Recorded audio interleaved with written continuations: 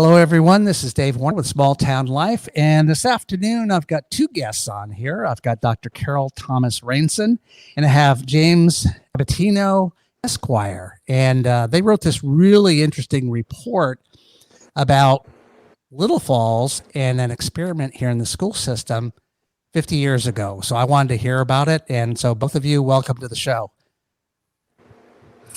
Thank you. You're welcome. So, Carol, yes, what you got, Carol? Well, I just wanted to make sure to say thank you to all the participants. And we had over 20 individuals share their personal stories with us. And Dr. Julie Scarano, the Director of Alumni Communications, she really helped us gain access to folks. And a colleague of mine, Dr. Marlene Morgan, who is an expert on the Delphi qualitative method. I picked her brain during our study. And so I just want to let people know how much I appreciated. The hardest thing when you do any study is getting participants. And Yeah, that's true. So that was really important to us. Okay. Well, I want to, Carol, give me a little bit of your background. Like you're from Little Falls, and so talk to me a little bit about that. Mm-hmm. Well, I was born and raised in Little Falls, went to Church Street School, and then attended junior high and part of high school at the Benton Hall building. I was definitely a typical teenager. I worked at Papalio's and I worked in the pool hall. And when I was in high school, I was involved. I volunteered to be part of the open school workshop that was at Tracus Manor. And they said our names were pulled out of a hat. I'm not sure if that's true or not. But there were about, I think, 8 to 10 students. And that was really an exciting time. And I have a lot of memories from that weekend. And after high school, during my senior year, I took probably the least amount of courses that I needed to take. I didn't get a Regents diploma. I traveled and worked to earn money. Lived on the road for 2 months, going up the Adirondack Trail to Nova Scotia. I also traveled to India and Kashmir. And then I came home and decided I wanted to go to college. I got married at that time and went to Herkimer County Community College. I didn't have any records at that time because the school had burned down. From Herkimer, I went to Utica College for occupational therapy. And then as an occupational therapist, I worked in Dolgeville and Little Falls. I worked at United Cerebral Palsy. I worked in the Valley School Districts for about 5 years. And Clete McLaughlin was the business manager and Jeff Davis was the superintendent. And they were wonderful because really occupational therapy was very new to the school districts. And then I got my master's at SUNY New Paltz and fell in love with research. My father was ill at the time, living in Syracuse, and I got a full scholarship because I, through I had been a straight A student all through college. And so I decided to do a PhD at Syracuse University and commuted, back and forth. Um, I decided to go to the University of Scranton. It's a Jesuit university, and I fell in love with it. And their values were the same kind of values that I had, with as far as social justice. I Since I had been a teenager, I had recognized that I loved to work with children with disabilities, and I was a pretty gifted therapist when it came to that. So then I was at the university for 20 years, and worked on curriculum, designing courses, designing a master's program, doing accreditation, reviews, and that's about my bio. Okay, Jim, how about you? A little bit about your background. Well, I came to Little Falls High School in 8th grade. Had been in a number of different schools. My parents were educators, and as they moved up through the ranks, from teacher to assistant principal, and then my father ended up being superintendent of Little Falls High School at this time that we're talking about. I was in the class of 72, but I graduated a year early. I was probably the opposite of Carol in that I doubled up on courses as opposed to slacked off, and I actually didn't know I was able to graduate until about 2/3 of the way through my junior year. I realized it and just decided, fine, I won't be a senior here. And I went off to Siena College that year, got my bachelor's degree there in political science, had a minor in Spanish. Then I didn't know what to do. I had a political science degree. I was very interested in politics. I still am. But I didn't plan to run for a government office. And so I didn't know what to do. So because my family was all in education, I ended up applying to Teachers College at Columbia University and got my master's there in education. I specialized in reading disabilities. And then after that, I became a teacher at the Cadman School in New York City, which is a Montessori school. And I, along with 3 other teachers, taught 2 classrooms of a total of about 50 kids, and the kids were K-3. At that point in time, I introduced a interesting curriculum that I wrote, which was based on you start education with the beginning of time, and you introduce different things as it occurs in time. So we had a big timeline around the 2 rooms that showed the Big Bang Theory, and when we brought in microscopes to look at cells and things like that, and talked about and had participation about those things. The key thing that was important to me was allowing the kids to go at their own speed. And so we had kids that in 3rd grade that were probably doing fifth grade work at the time, and we had kids in 3rd grade that were doing 2nd grade work because but everybody was working and progressing. I actually only did that for a year. Was out having a drink at night on a Friday night and heard that the law school entrance exam was being given the next day. And I went in cold with my $35 to take the test, and did well enough to get into law school. So I ended up going to St. John's Law School, and at St. John's, I became a member of the Law Review and was the research editor. So again, I mean, some of these things you will notice have a lot to do with what we did here.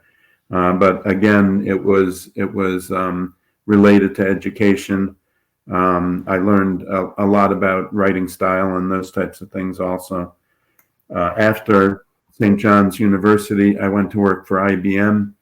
I worked there for over 35 years in the legal department. I ended up retiring as the Associate General Counsel of IBM. And since then, I've been living in Georgia, retired and relaxing mostly. Mostly, right? Well, Right. Jim, it's 50 years later. I'll start with you. Why did you decide now to write this report?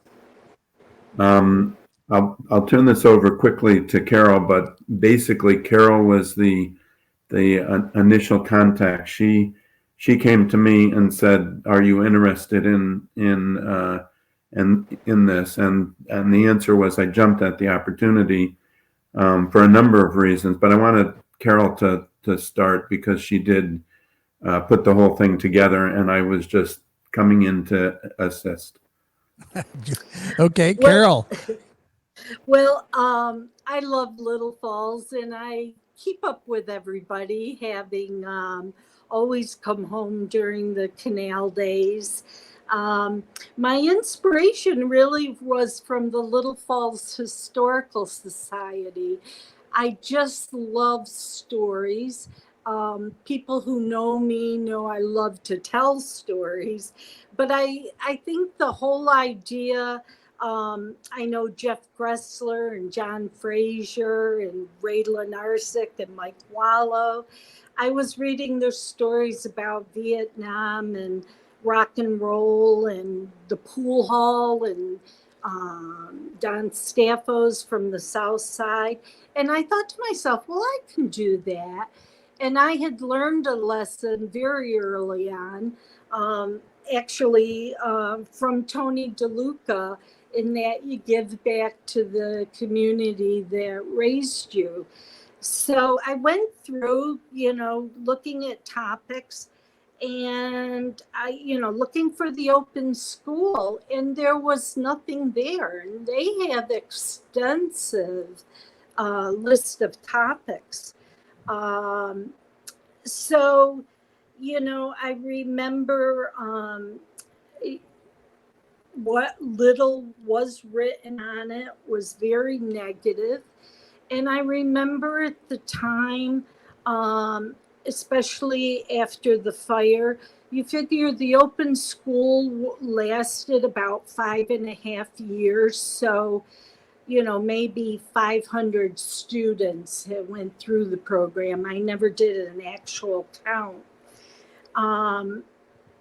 But it was very taboo subject in Little Falls. And so I thought of Jim, and we had, both of us were fun-loving teenagers. I knew Jim was very bright and had a good sense of humor. I also figured, that he probably was privy to conversations around the dinner table that I might not, understand. So, and he did. I emailed him. We had reconnected via social media, and he said, sure, and he was right on board immediately. So, and it did unfold very nicely. I have to say, it was it was a pleasure not only to work with Jim, but it was a pleasure to do the study. And we've gotten good feedback and thank yous that this history didn't get lost. We were about the last folks, now that it's been 50 years, who will have went through the experience. And Jim and I were together when we decided, to give the students a voice. they're the ones. And for them to self-assess, the pros and cons. Um, Right. So from go Go ahead. ahead, Jim. I was going to say, so from there, yes, I spent my whole life, because my parents were in education, at the dinner table, hearing education philosophy, I'll call it, and always had an interest in it as a result. I also attended Trinkus Manor, which was where we had the weekend retreat to really develop the key principles behind the new school, the open school experience. In school, I was extremely. I was one of the many students, or a number of students, who was extremely good at taking advantage of the opportunities that were available to us. And as I said earlier, I graduated a year early, just at the last moment, because I was taking so many courses that I had everything that I needed. When I left there and went to Siena College, I was 16 years old when I walked in the door. I ran for student senator on the theory that I was going to help reduce the amount of number of core curriculum topics that were required, which was really just a carryover from my experience of having so many electives available when I was in high school. I met limited success. We were able to reduce the core curriculum by a couple of courses. I particularly wanted to get rid of the philosophy, which I ended up loving, but I didn't think it necessarily should be a core curriculum, and I was unable to do that. I also they had religion as core curriculums, which, of course, being a Franciscan school, I was not likely to succeed at getting that removed. But we did reduce the number a little bit. I basically, when I was asked to participate, or to help this project, wanted to see how other people felt about it, because I didn't really keep contact with that many people like Carol did, so I didn't really have a feel other than my success with it. I mean, I have a few friends, and they all did fine, but I didn't really know what the ultimate result was. And I agreed immediately with Carol that the key people to determine whether it's a success or not are the people who went through it, and how they view it looking back on it after maturing and understanding the impact of the various things. Also, I will say that because my father was superintendent during the time, I wanted to share with him the results of it, because he moved on and went through a number of traditional superintendent jobs after that. But this was always there was always a sparkle in his eye when there was a discussion about the open school, because he felt it was very successful at the time. So it was good. And how would you characterize the difference between this open school concept, which we really haven't, explained what that is, versus the traditional model? What is the difference between the two? Well, there were a number of things. Do you want to go, Carol? Well, the flexibility, when you think of it developmentally, like when I don't mean that I slacked off, because I always gave 100%, but the courses I chose were creative writing, psychology, multimedia, foreign cooking. Um, I took the things that interested me. I also, the relationships that we had with our teachers, mentoring was very formalized, And I didn't realize this until Jim had pointed it out to me, that they were very purposeful to make sure that not just the kids that were going to college had a good education, but that other kids, that they were stimulating curiosity. It was very common for teachers to give us books to read outside of class. And it's interesting because the research does show, especially in college, the more you interact with your professors outside of class, the higher your GPA is and the more successful you are. So, it was a loving community. There was a lot of warmth, but the relationships and the mentoring were huge. And many students talk, 50% of our courses we chose as electives. And that's pretty different now. There's not, much wiggle room. Students are kind of predetermined what it is they have to take in high school. And I would add to that structurally it's different because we had 20-minute mods instead of 8 periods, and teachers were asked to, and a lot of this I know because of being at the dinner table, but teachers were asked to decide, did they need to have 1 period a day a week of what used to be, I think, 40 minutes or something like that, 30 or 40 minutes, or would they, I guess 40 minutes, or could they do it in 20-minute periods every day? Or in the case of shop and home economics, should they have it at 40 minutes because you have the prep time and the put away time on top of the class time? So going in for a shorter period doesn't really, you just get started cooking and you got to put it away. Let's put it that way. So the teachers could choose the module length and have a 20-minute class 3 times a week, or a 60-minute class twice a week, or whatever made sense for the particular class. The other thing is, because the classes were with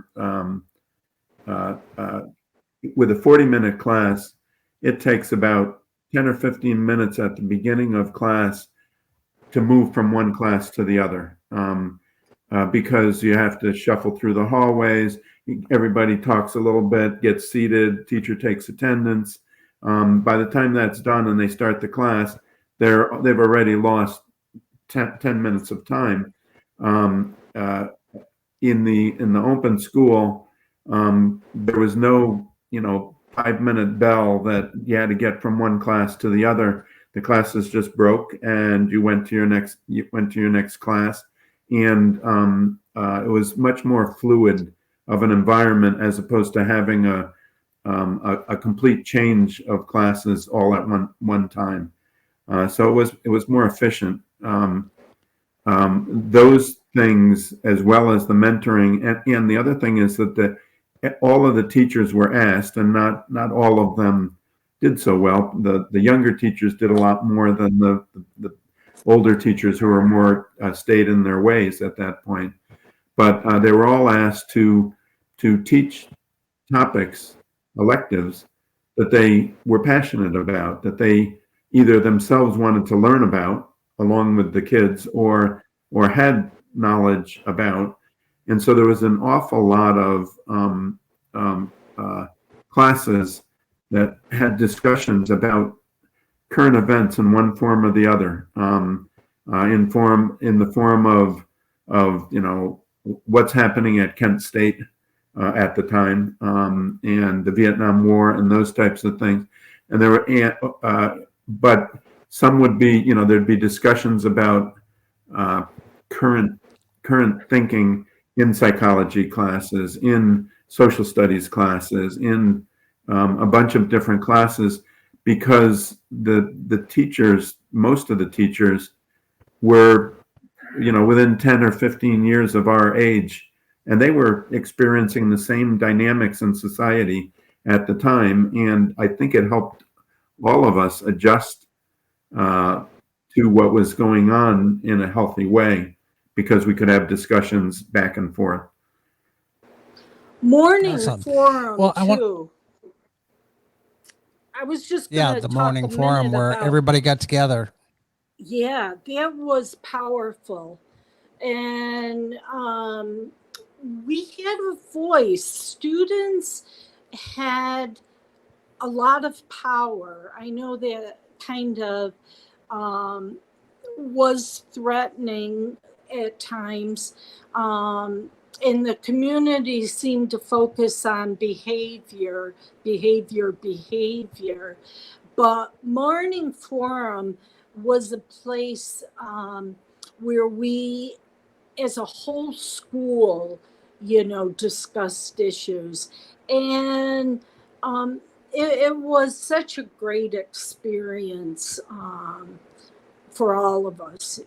The forum was in the auditorium with all of Right. the classes there, side by side, and there were times, and I think one of them was the killings at Kent State University, where the discussion went on through the first couple of modules of school into the school day, and it wasn't cut off by anybody. That people, the quality of the administrators and the teachers, to know that was more important at that time to the mental health of kids than going to their next geometry class for 30 minutes. Right. Well, I want to go to a quick commercial break here, and then when we come Okay. back, I want to talk about the environment, the controversy, the fire, and a little bit of that. Just when we come back, we'll be right back. Visit My Little Falls and stay connected with the latest news, information, and events in the city and the area. Our mission is to generate interest in the community and connect residents in a more meaningful way by facilitating deeper conversations about how these stories will shape the future of the Mohawk Valley. Join thousands of weekly visitors who stay up to date with feature stories, interviews, videos, our event calendar, and print publication, the Mohawk Valley Express. It's about timely local news for the community, keeping citizens informed about important issues, telling about the people who live and work here, and giving locally owned businesses the opportunity to reach a very targeted audience of locals and tourists alike. It's a whole new form of media-rich content developed specifically for today's mobile lifestyle and listeners. You can download our iOS app in the iTunes Store, listen to our country music streaming radio station, or sign up for a weekly newsletter. Stop by today at mylittlefalls.com. You'll be glad you did.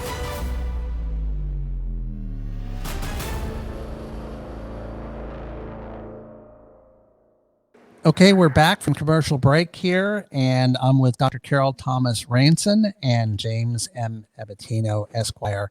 And we're talking about the Little Falls Open School Experience, a 50-year retrospective paper that they did on this. And so I wanted to follow up, and you've mentioned a little bit about it was controversial at the time. And in the paper, you talk about that parents had one view of it, students maybe had a different view, and that then there was a fire, which was suspicious at least a little bit, right?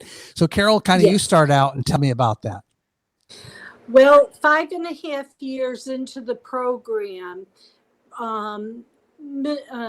Ebetino, the superintendent, left when I graduated the summer of '73. And I think his principal of the high school, Mr. Hike, I think had left a little before that. And, certainly their vision was being reduced and chipped away. And I know after I left, they wanted to do away with the morning forum.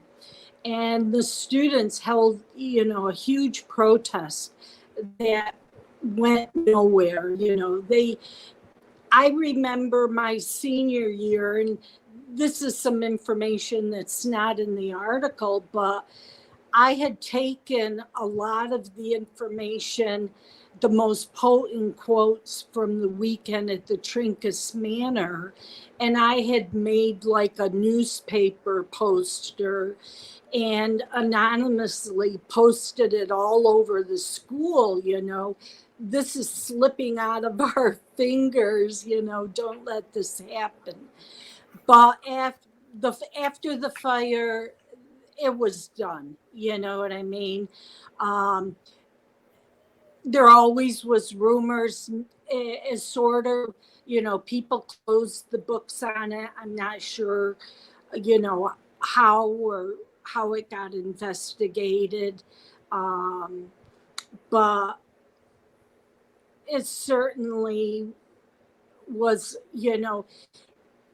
I think my frustration, because I was still living in Little Falls at the time, attending Herkimer County.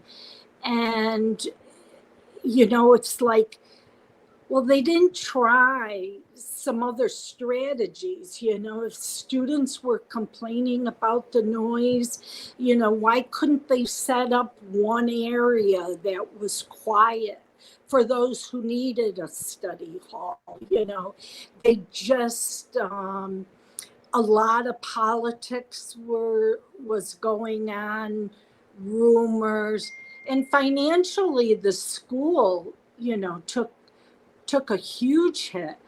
There was a lot of political problems with the incoming superintendents.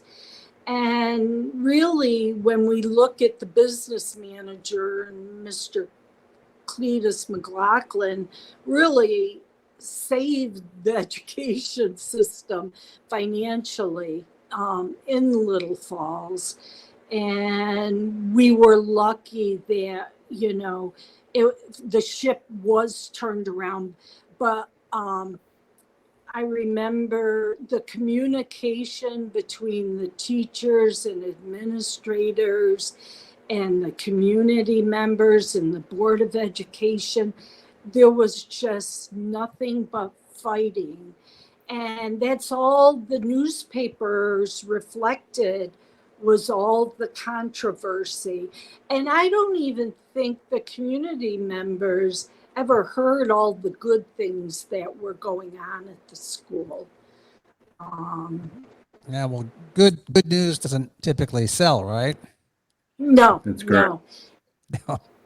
Yeah. It's That's sort of unfortunate. like it's Tim, so what like was a your parallel, with today's politics. You know Yeah. what I mean?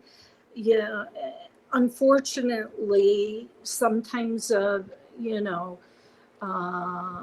like you said, the drama and the controversy yeah. is what people feed on, So rather than Right. the solutions.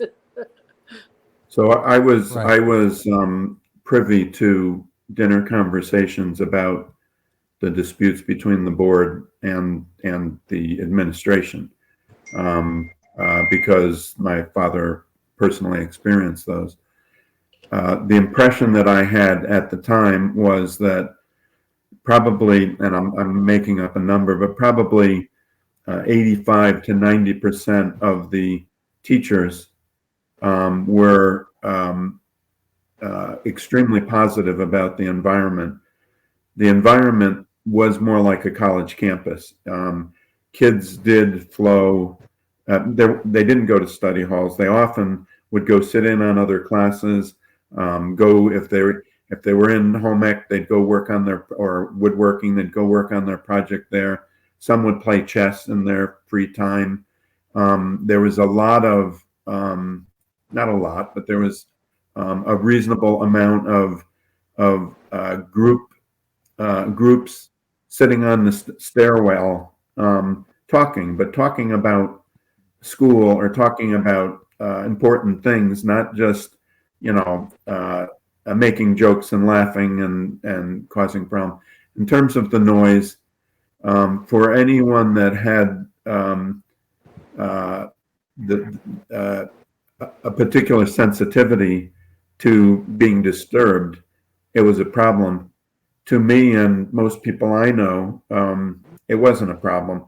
Yes, once in a while somebody would go by the open school class that you were in and wave hello, but that's not to me and to most of the people that I knew, that's not a major distraction from what's going on.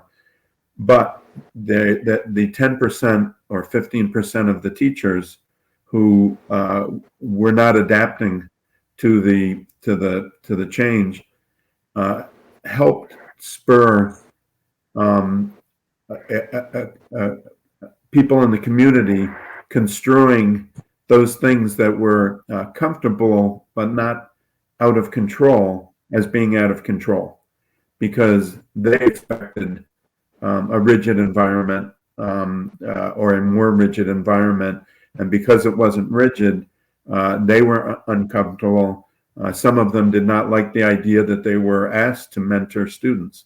The superintendent, my father, asked each teacher to find at least one student where they had some similarity with or some bond with to mentor in whatever direction, and not just the smart kids and not just the less smart kids, but everybody. Just find somebody and do that.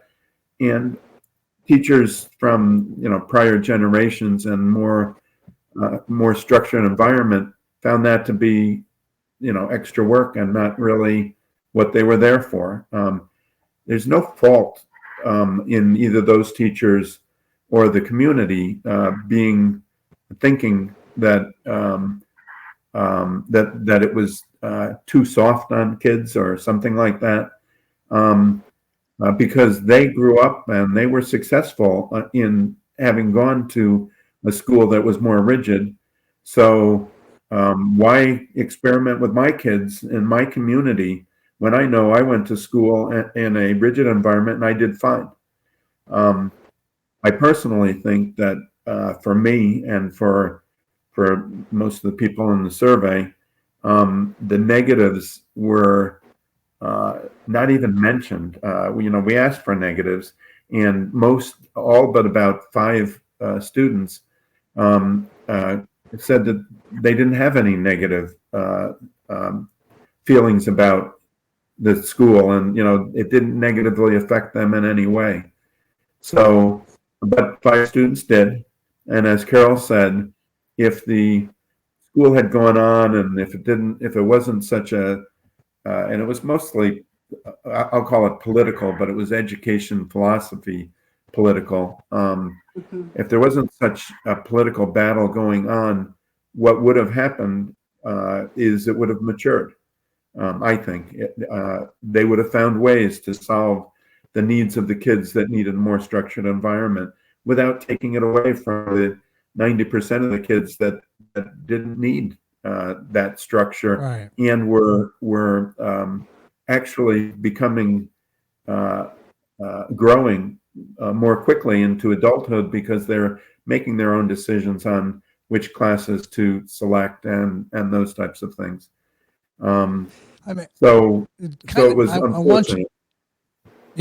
I want you to kind of jump 50 years forward and kind of look at the educational system today, and how do you think that model would fit in today's society? I'll start with you, Jim, because you were talking, and then I'll go to Carol. Well, to tell you the truth, I have not followed the educational system. My expectation is that it's more traditional, and it may be a little more flexible than the traditional was 50 years ago. But I don't think that schools, the amount of work on teachers and administrators and guidance counselors and everybody to deal with an environment where kids can select 50% of their electives and teachers have to teach and mentor as well as do their regular courses, I don't think is a common thing. I believe that and I think you'll probably get to this at some point as to where do we go with this. I believe that what I would like to see is the people who are developing curriculums today in various environments look at what our study was and what we discerned from the students as to what was important to them, where they felt that they grew, what the attributes were of the system that helped them the most, and find the ones that work and use those, confirm the ones that are in that have been taken on in as it's gone forward in time, that they are working, and start looking to find how to fix the what I think were minor difficulties and problems with the experience that was going on. I can speak Carol's a chomping little at the bit. bit, Jim. Yeah, I am, because I've had 1,000. I can see her. She's getting all fidgety on me there. students, I know. I've had about 1,000 college students in my career, and have developed curriculum. And when I did the lit review, when I was and I was feeding Jim some articles before we, jumped into it. I was looking at what's out there, what some people think of the open schools as a fad in the 70s. Is a lot of threads, things that the open school did are now part of learning theory and educational practices, at least in the field of occupational therapy and special education. We have multiple intelligences. Not everybody is a math and language whiz. You have the whole circle of all the different sensory systems. You have cooperative learning, which I studied in Italy for a month when I was at Syracuse. You have problem-based learning, very similar to the STEM, the things that the grade school in Little Falls is doing right now.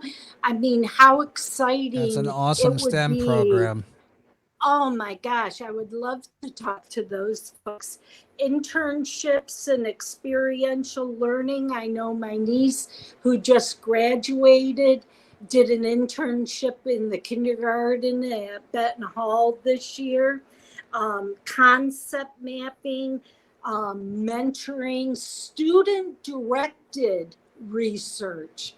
I mean, when I went to Syracuse and they told me that they were student directed research for my PhD, I was like, wow, this is wonderful, So some of the elements that we kind of took the whole ball of wax all at once, but you've seen a lot of these different threads filter down. And curriculum is so exciting to me. And I think, change is funny. You have your leapers and your creepers, and they're early adopters. Jim and I are early adopters. Okay. Someone gives us an idea and it sounds really interesting, great potential. We're going to give it a try. You know what? If it doesn't work, we'll tweak it, we'll learn from it. But then you have the creepers, the people who just kind of wait and see. They want to see it work before they get involved in it. And then you have the small minority that aren't going to change anyways, So Right. change is hard for people. And in our culture, what was going on in the 60s and early 70s, I think you have that same paradigm shift now with artificial intelligence. Are students going to need to know the facts. And no, they're going to need to know how to solve problems, how to think, Right. not what to think. So, you can tell I just get excited by curriculum. And I can those tell. of us, I know, those of us who had the open school, we just consider it a blessing. There's like I said, a few hundred of us who really did have a great experience. And, but Well, yeah, Carol, Yeah. you've done the study. Now Yeah. what? What do you think is going to happen Well, now that it's public? Or what do you want to happen? we need to get a summary out, and we probably would need to get it published in an academic journal. And because it is 45 pages long, so it is Yes. very comprehensive. I would like to see a little brochure. I think there are, I know funding and, getting that together. But I think the people who went through the open experience, I think they'd pay a couple bucks for, a copy of it. I'd like to. I don't want That'd only people get to you like think it was a $1,000 by the time failure. you're done. Is it? See, I don't know. Yeah. You know what I mean? I did the math real but quick, that's Carol. something. 500 times 2, it came up real fast. Okay. Might be more than a couple bucks. You could tell I'm not a business person. And Jim is. I saw and I Jim. were He so started to well frown suited right for away. this study. The legal mind went crazy on me there. Yeah, right. Jim and I were so well suited as writing partners because Yeah. we complemented each other so well. But I'd like to see it have a life. I don't want it just to be a one and nothing kind of thing. And I Right. think there's a lot to learn from it. And, it's part of Little Falls' story. And I think it should be out there. Yeah. I like the part, like the fact that it's part of Little Falls' story. I would like to figure out how, and we are trying, figure out how we can get people to read it who are in the process now of thinking about what education should be in the future. And that's people within Little Falls, people within New York State, people in the federal government, wherever it is. That's to just get them to read it and to try to pull out of it points that they think should be broadened in use in education. And so departments of education, those types of things, but finding the contacts and finding how to get to them and where they are and who they are is difficult. But that would, at least in my view, create a bigger opportunity for what we learn to get spread and to carry on into the future. And that's not to say that everything that appears as a positive to the kids that to the adults now, but the kids at the time that responded to us are things that ought to be put into the Right. curriculums. But some of it should, and somebody ought to figure out how to look at it and do that. Well, I have an idea. So Good. Dr. Keith Ebetino is the superintendent of schools right now, and Leanne Dooley's the principal over at the high school. And I actually think that if we got them involved in a discussion, bring you both back for a second show, they could give kind of the current state, and we could talk about this in maybe a broader forum, even to the point of, we could do some call-ins or something like that. Maybe some of the other students get them involved who went through the program and talk about it and maybe see, because I know they're very open. I mean, that's why they have that incredible STEAM program at Benton Hall. It is a model for the country, what they're doing over there. And it's not to say that they couldn't take pieces of this and have a new model or modify the model that they have. I know it's very structured these days from the state, very top down, but that doesn't mean that locally you can implement some interesting things. Well, that would be great. Well, I'll make that happen. I would definitely be interested. Yep. Okay. All right. We'll do that. Well, I appreciate. Yeah, I appreciate both of you being here today. It was fun. I didn't realize we'd have a follow-up show, but we're going to set one up and do that. But I'm glad you were both on here today. All right. Well, thank you for having us. You're welcome.